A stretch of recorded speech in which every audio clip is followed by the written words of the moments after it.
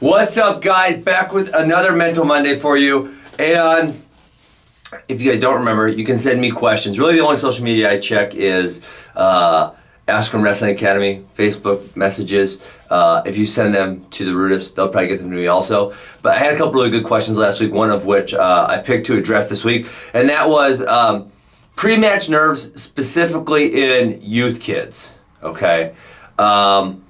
And so, obviously we could attack this at all angles. We could attack from youth, we could go to high school, we could go to college, international.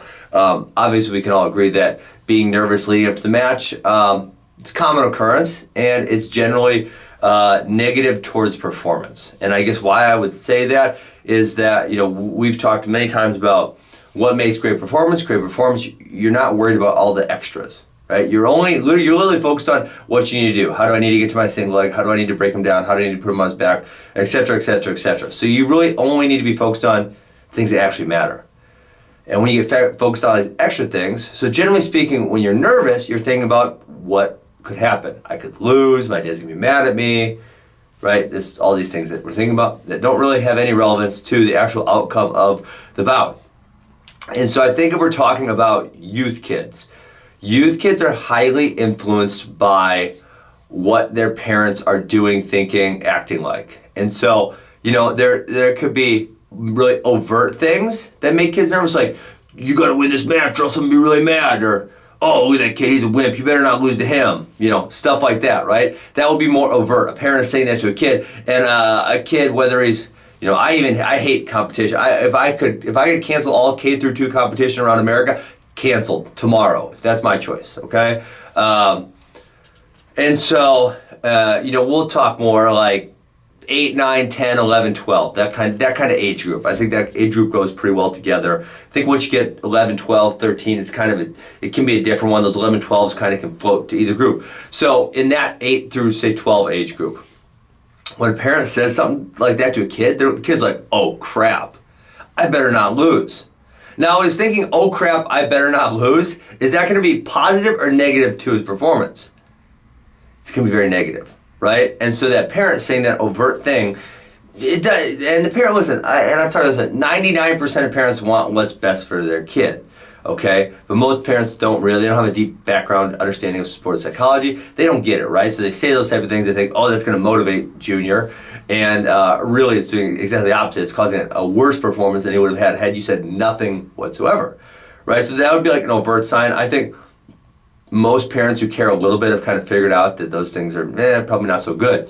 So then we go to the not so overt stuff, right? And this could be like, this could come in a lot of varieties. Now, one thing I hear a lot is parents talking to other parents and thinking that their kids aren't listening.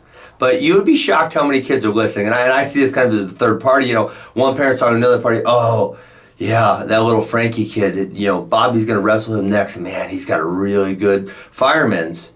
And so parent A is talking to parent B, thinking kid is not listening. Kid is listening, right? And that guy, I can't tell you how many times that happens. That happens all the freaking time. And so then the kid's like, oh, damn, Frankie's got a good fireman's. Screwed. And so that would be like a not overt one, right? The parent thinks he's being sneaky. He's not really as sneaky as he thinks. Listen, and that doesn't just happen once in a while. That happens all the time, okay? So parents, who cares? Don't talk about it, right? And if for some reason you feel the need to talk about the next kid's great moves, like go somewhere totally different, okay? Don't anywhere around the kid.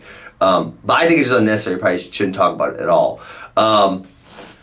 Or the other thing that, I don't know, they get online and they check their profile and say, oh man, look at this kid's profile. He's got 4 stars and he's won this and that.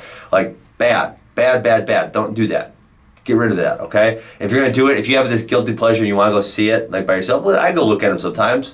Human, right? It's going to be like after the competition. It's going to be not around the kid.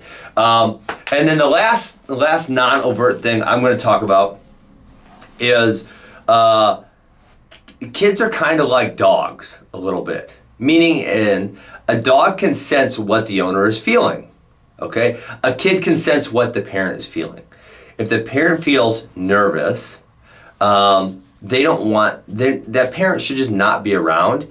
Get a coach who's not nervous. I mean, I know some college wrestlers who said, this coach, I can sense the tension in him. I can sense the nerves in him. So I would rather have that coach around me, okay? And so what did the coach do? The coach put the other coach around him because he felt like the athlete sensed his nerves. And so kids can definitely sense your nerves. They can sense the tension. And if you can't stay relaxed and calm and just, hey, let's go compete and have fun and learn something and get better. If you really can't do that, and this is where you need to make an honest assessment of yourself. Don't lie to yourself. Don't lie to yourself just because you want to be in the corner. Don't do it. A lot of people like lying to themselves. They don't want to make an honest assessment of self. Make an honest assessment of yourself. If you can't stay calm and be what your kid needs you to be in the corner, I'm not talking about the rest of the day, I'm not talking about the rest of his life, I'm talking about for that 3 to 6 minutes while he's on the mat. If you can't be what he needs you to be, get the heck out of his corner. And you might say, well, my kid needs me there. Like, okay, listen, if they've wrestled every match of their life with you there, sure, the first few are going to be kind of rough because they're not going to know how to handle change, even though change is going to be positive. Change is tough. No matter positive or negative, change is tough, right? Put another dad in the corner. Put an older kid in the corner. Put a coach in the corner. Put someone in the corner who's not going to freak out and be nervous and cause your kid to perform really negatively. So, and this is one where I think this is where a lot of parents struggle. I kind of joked on the parents and the other ones, but this would be the big one. Most kids always want to be in their corners, and most parents aren't willing to make an honest self-assessment of, are they good in the corner or are they bad in the corner? It's simple, right? And so you got to look deeply inside yourself. Do you get nervous? Be honest with yourself as a coach or as a parent. Do you get nervous? If the answer is yes, and if the answer is you can't hide it and you show that in different ways, man, you shouldn't be in the corner. If you start getting too far, now we're just talking about other stuff besides nerves. If you yell too much, don't be in the corner. So parents, make an honest self-assessment. So we were talking specifically about, I'm not talking about older athletes, I'm specifically talking about youth kids there, say ages, we'll go to 8 through 12 because I think 5 through 7 shouldn't be competing whatsoever. So make an honest assessment of yourself.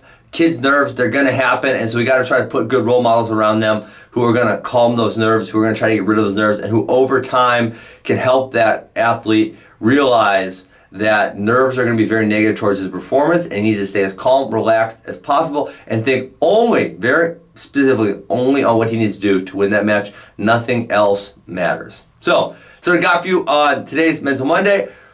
Remember, you guys can send me messages. The only one I really check is the Askren Wrestling Academy Facebook page, messages. And if you want some RUDIS message, I'm sure they will get it to me. So thank you guys for listening. I appreciate it. Have a great Monday.